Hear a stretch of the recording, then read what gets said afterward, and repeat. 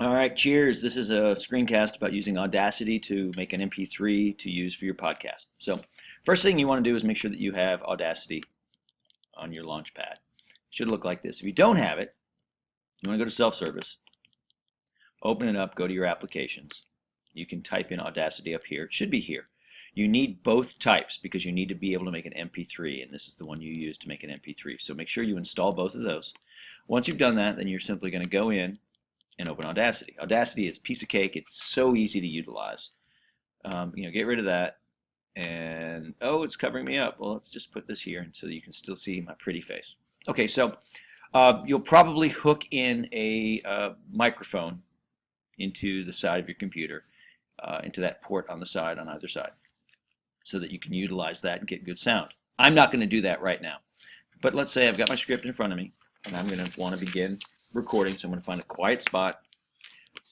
I'll start recording. You can see that we have recording levels there. I can edit out any extra sounds, anything like that. So I'm going to begin recording. I might say, okay, memoir, take 1, 3, 2. I never thought of myself as a hero. I still don't.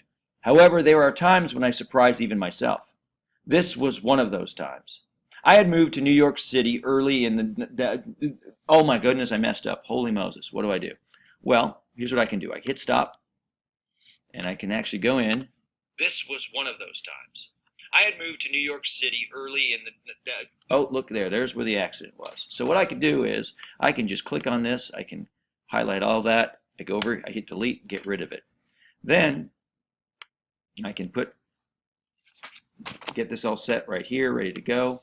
When I hit record again, it will simply start up in a second audio track right underneath the one that I was using before. So I could do that, and then I could start recording right from where I left off. I had moved to New York City, blah, blah, blah, blah, blah. I can do that as many times and have as many tracks as I want. When I get done, then what I can do is I can mix all of these together.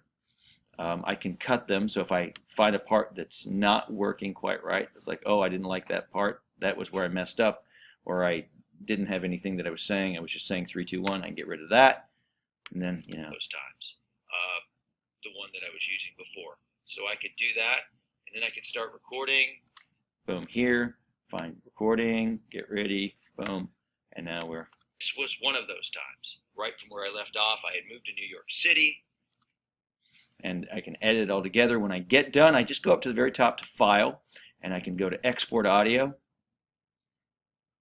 and this will come down. I'll name whatever I want to name it.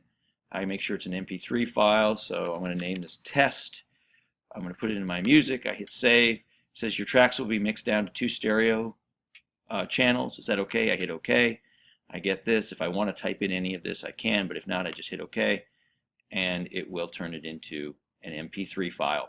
And then I have that. You want to listen to the entire file, probably here before you even download it or export it.